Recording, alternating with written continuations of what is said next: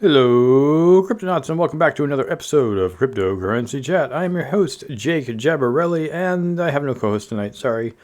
John is out on the town partying, and I'm not, doing my own thing. It is 4:30, the end of the month of April. Can you believe it? We're already at the end of the fourth month. That means there's only 8 months left of this year. Yay! Oh, maybe not. I don't know. This is Sunday. It's a Sunday episode, which means we will be getting into this week in crypto Twitter as well as this week in coins shortly. But let me at least say, check out, and if you haven't already heard us say it enough, Blockchain Expo will be happening in only 2 weeks. We won't be talking about it much longer, and you won't have to endure this weird ad at the start of every single episode because the show won't be there anymore if you don't come visit. May 17th and 18th, that's the middle of the week. It is free to everyone who wishes to attend. You can pay more if you like, but it just gets more and more expensive as it gets closer. So either buy the tickets, which are not cheap, like I said, like $800+ for those, really high-end stuff. Anyways, check that out in a couple of weeks. Well, 3 weeks roughly.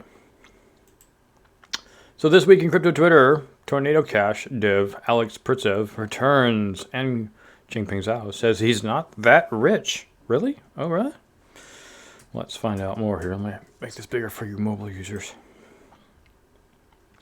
Bitcoin this week led a small market-wide rally after shares in the First Republic Bank nosedived when the institution's latest quarterly report revealed a decline in deposits. Yeah, people tried to pull out more money than there was. On Sunday, some of the leading cryptocurrencies appeared to be shrugging off the intra-week gains, but there has been no explosive price movement in either direction. Weird. That's not this week in crypto Twitter. Why are we talking about coins? Anyways, AI was a hot topic on crypto Twitter this week. Still don't understand that. Electropop singer Grimes started the conversation on Monday when he offered 50% royalties to anyone that creates a hit using her machine-generated voice. A follow-up tweet said she would use smart contracts to issue the royalties. Great. Here's Grimes' tweet. I'll split 50% of my royalties on any successful AI-generated song that uses my voice. Same deal as I would with any other artist collab I do. I am paraphrasing. Feel free to use my voice without penalty. No, that's good to know. I have no label and no legal bindings. I think this is so cool. Later in this week, Avenged Sevenfold singer Ethereum Maxi M Shadows gave his 2 cents on Grimes' proposal, responding, I like what Grimes is doing with her likeness and AI. I'm not sure the logistics while on the label, but moving forward, I would love to help facilitate our, quote, sound, end quote, to producers and fans to create the official A7X songs using this technology. So at least someone's enthusiastic about it that has a little bit of a platform. On Tuesday, Neeraj Agarwal, who heads the communications at pro-crypto policy think tank Coin Center, suggested donations from some Bitcoin developers who are currently embroiled in a legal battle with notorious industry troll Craig Wright, which we spoke about in the last episode, an Australian software developer who claims to be the man behind the pseudonym Satoshi Nakamoto, the inventor of Bitcoin. If you didn't already know, here's Neeraj's comments on Twitter. BitcoinDefenseFund.org is fighting back against Craig Wright's attempt to patent troll open source software developers. This goes beyond Bitcoin. They rely on donations for legal fees. Yes, we did talk about that. Bankrupt crypto lender Voyager broke the news that Binance US had axed a deal to acquire the company's assets. Voyager was one of the high-profile casualties stemming from Terra's collapse last May. In a statement to Decrypt, Binance cited, quote, the hostile and uncertain regulatory climate in the United States, end quote, as the main reason behind the decision to back out. And I'm not going to read Voyager's tweet here because, honestly, it feels like, as John and I spoke about, I think last Sunday, CZ and Binance are just filing these attempts to overtake, looking through all the financial notes and then deciding after that they've gotten access to them to not buy them. In a sense, I mean, they have a right to do that if they're going to do a hostile takeover, I guess, but it seems a little backhanded. Anyways, Solana announced a new integration with ChatGPT that day. So at least there's a reason to talk about AI. Here's Solana Labs. Solana Labs has created an open source reference implementation for a ChatGPT plugin that lets users interact with the Solana network directly from ChatGPT. Users will be able to check wallet balances, transfer tokens, and purchase NFTs once ChatGPT plugins are available. Great. Honestly, I don't care. Hope you guys have fun with that. I'm not interested. Avid tech fan at Odin Free shared a pie chart highlighting how regulators have driven Ethereum principal deposits out of the Kraken exchange.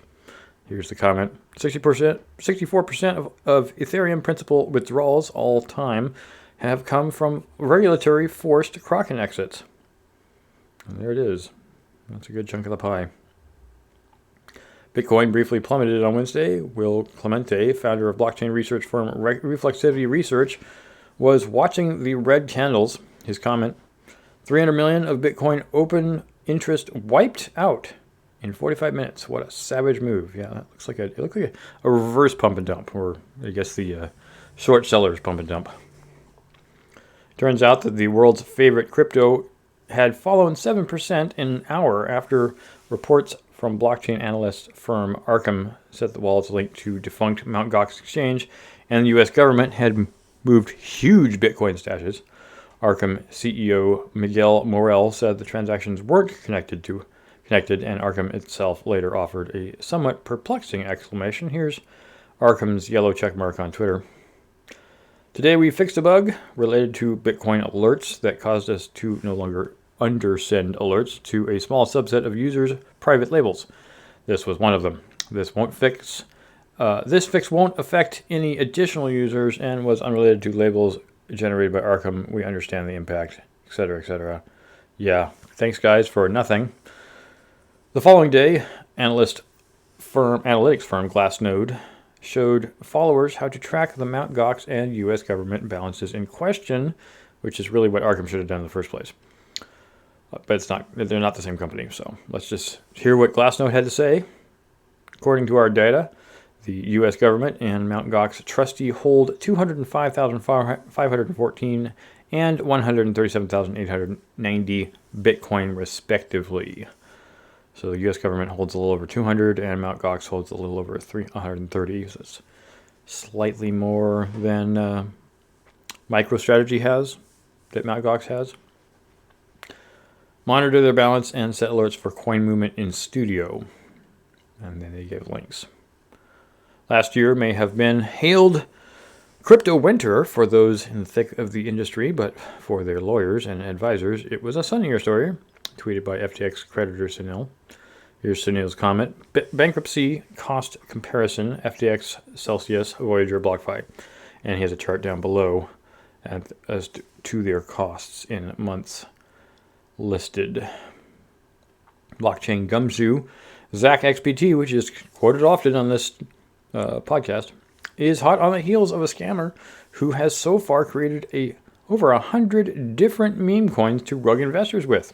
This guy is very prolific, unfortunately for the rest. Over the past 1.5 months, one person has created 114 meme coin scams. Each time stolen funds from the scam are sent to the exact same deposit address. Here it is. And here is the chart of what's going on. Binance CEO, just to leave that topic entirely, I hope you guys check that out. There's a lot of talk on it. Binance CEO Changpeng Zhao, CZ, wants you to know that he's not as wealthy or as competitive as everyone seems to think he is. As CZ says here, 4. That is FUD. Numbers all wrong, and I don't have anywhere near as much. Don't know why they do this. Oh, it's just FUD, dude. They're FUDding you. Fear, unrest, and doubt on top of you. Also, never viewed FTX as a rival. We will welcome more well-run exchanges in this space. Please, try to beat me. I dare you, he's saying. A self-proclaimed Bitfinex Tether whistleblower posted a scathing critique of recent Coinbase investors. They're not alone in thinking that Coinbase may be planning to relocate. The company itself has frequently mentioned the hostile regulatory climate in the U.S. Recently and last week announced plans for global expansion, including Bermuda, and possibly the crypto-friendly free economic zone Abu Dhabi global market. Yeah, if the United States doesn't get its act together, a lot of people will be leaving, not just crypto people. And I'm not going to read their tweet here. Tornado Cash developer Alexei Pritsev returned to Twitter after he was released on bail to wait for his trial at home. Dutch authorities arrested him 9 months ago on alleged charges of facilitating money laundering shortly after U.S. authorities sanctioned the crypto transaction privacy tool, claiming it was linked to North Korean state hackers Lazarus Group and may have laundered as much as $7 billion since 2019. Just as a side note to this, is it any wonder why Satoshi Nakamoto himself, if he was in fact a real person, has never revealed who he is, other than, Craig Wright wanting to be him? Probably because he wanted to remain anonymous, so this shit wouldn't happen to him. I mean, come on. Continuing. Finally, why think about personal finance when you can just outsource it to ChatGPT? Joshua Browder says on Twitter, I decided to outsource my entire personal financial life to ChatGPT-4 via the do not pay chat we are building. I gave AutoGPT access to my bank financial statements, credit report, and email. Here's how it's going so far, up $217.85, and the strange ways it's saving money. That dude is awfully trusting. But it is his own product. Anyways, that's a lot of news about everything. Let's move on to coins. This week in coins, ICP and Solana lead the way market-wide rally.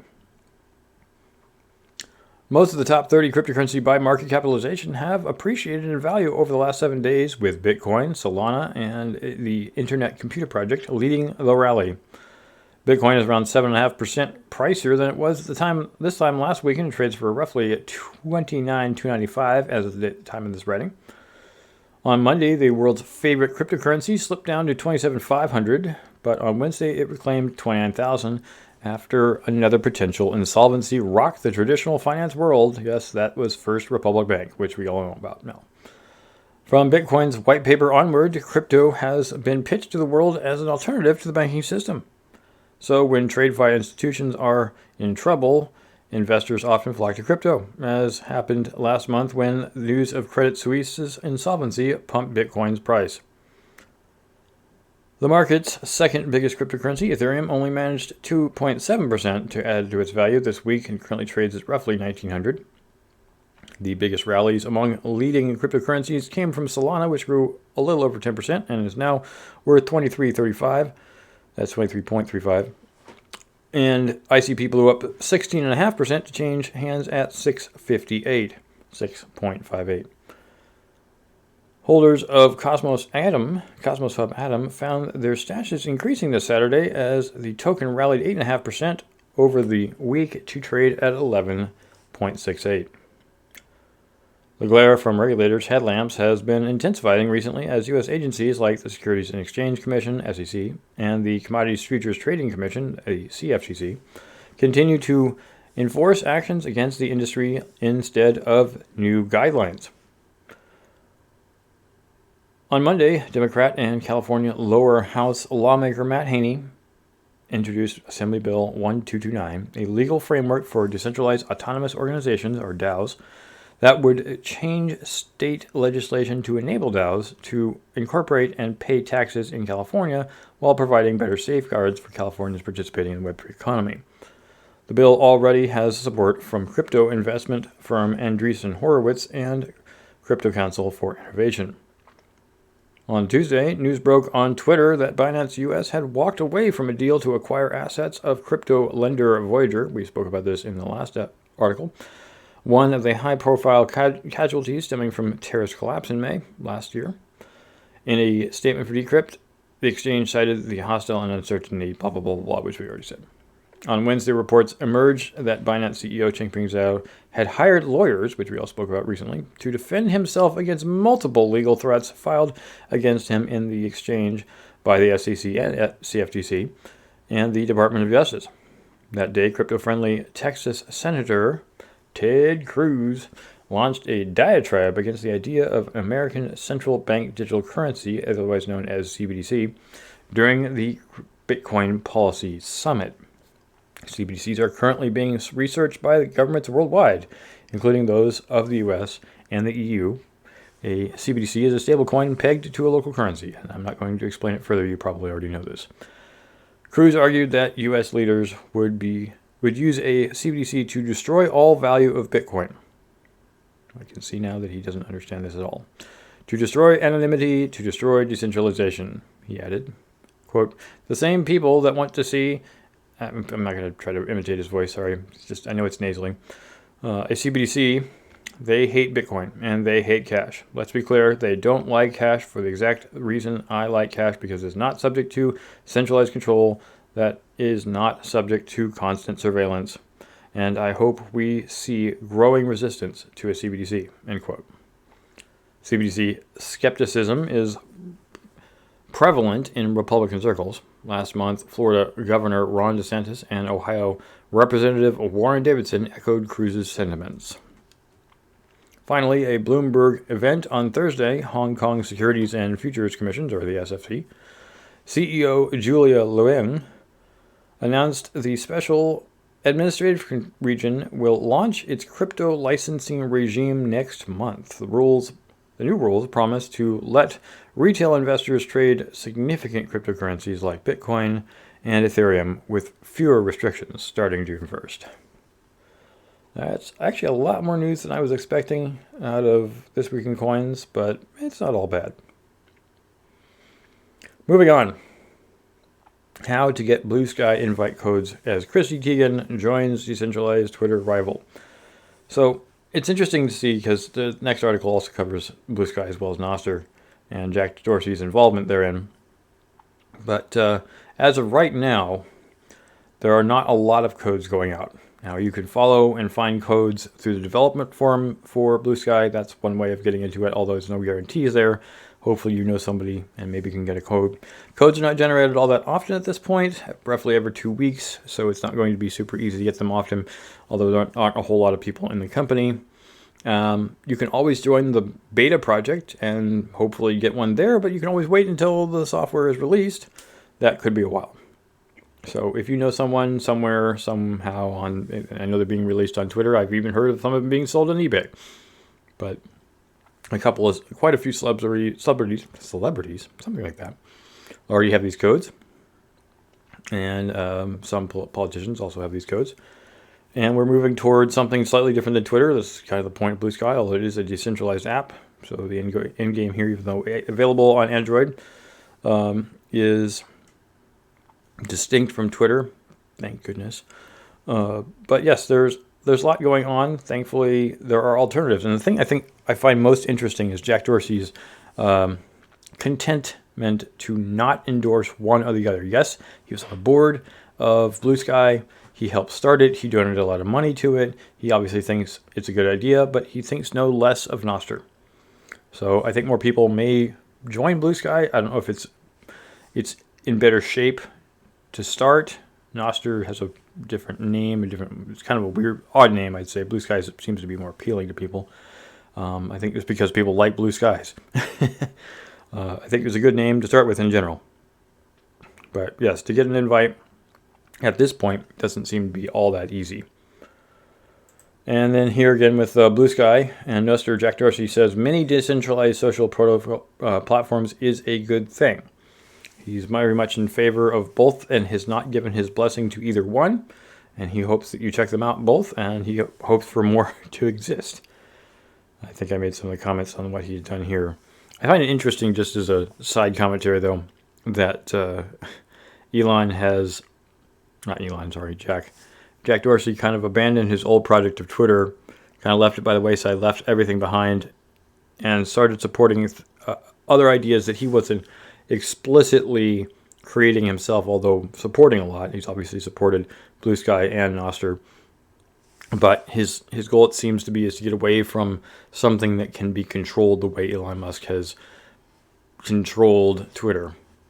I don't know that Jack Dorsey himself ever had as much direct control over Twitter as Elon does now.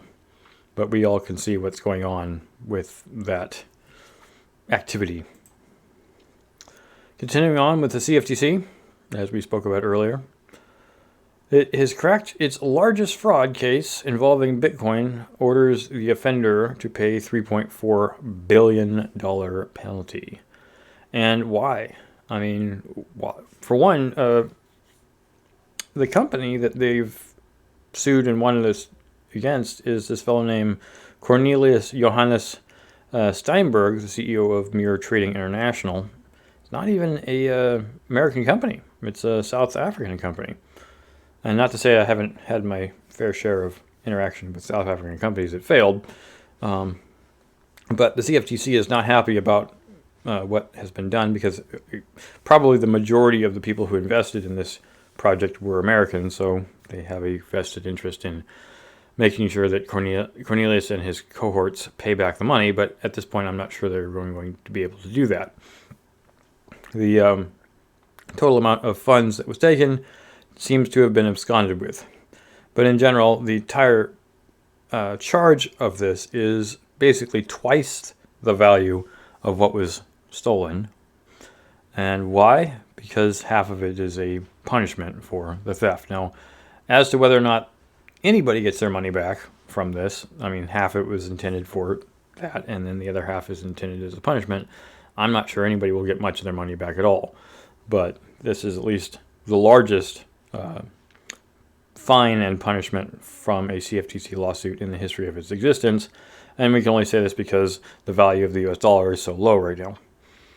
I mean, if we try to put it in the value of the US dollar from 100 years ago, it would still be a large amount of money. So the total amount apparently was nearly 30,000 Bitcoin at the time, worth 1.7 billion.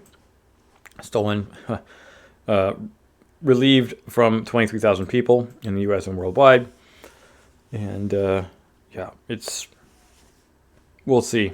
I mean, great. There's a lawsuit and basically a judgment against this man and his company. But, well, anyways, we'll see what happens. I'm sure there'll be more information on this. Let's move on to Ohio man steals $21 million in Bitcoin from his brother and gets 4 years in prison. So Gary James Harmon will spend 4 years in prison after stealing crypto assets that law enforcement tried to seize from his brother. So apparently this man figured out how to access his brother's accounts from knowing his credentials and created certain wallets to allow the transfer of about 712 Bitcoin from his brother's wallets, which were apparently already seized, or at least were in the process of being seized by the Justice Department. At the time, this is over 3 years ago, Harmon, after the arrest of his brother in February 2020, before the pandemic ever started, according to the Justice Department, the funds were worth around $5 million at that time, because, well, Bitcoin wasn't worth very much, right? But, he managed to just snag a tiny amount of money, a tiny amount of the total amount of Bitcoin, 350,000 Bitcoin between 2014 and 2017, processed by Larry Dean Hammond, was arrested in February for this. Running basically the Helix mixing tool, kind of like Tornado Cash, except it was called Helix. And I thought I was actually pretty interested in Helix. I think I used it for a bit, but not for long. I hardly had any coin to mix. So anyway, so yeah, very large penalty against Dean, $60 million penalty from FinCEN, and his brother stole the money and got 4 years in prison. I mean, he did give the money up. It was interesting. He said when he agreed to hand over the assets that stemmed from the 712 Bitcoin he illegally took, he also agreed to forfeit cryptocurrencies that included 17.5 million Dogecoin. That's a lot of Dogecoin. At the time was worth a lot less, so it's probably, it seems like a lot more now. Around 647 Bitcoin and just a little bit over 2 Ethereum, valued at that time of altogether in excess of $20 million US. So, yeah, all I want to say, don't steal from your brother who's already in trouble. The moral of the story. Continuing on with Lightning, really kind of excited with this. Lightning Labs aims to help bring Bitcoin to billions with latest upgrades.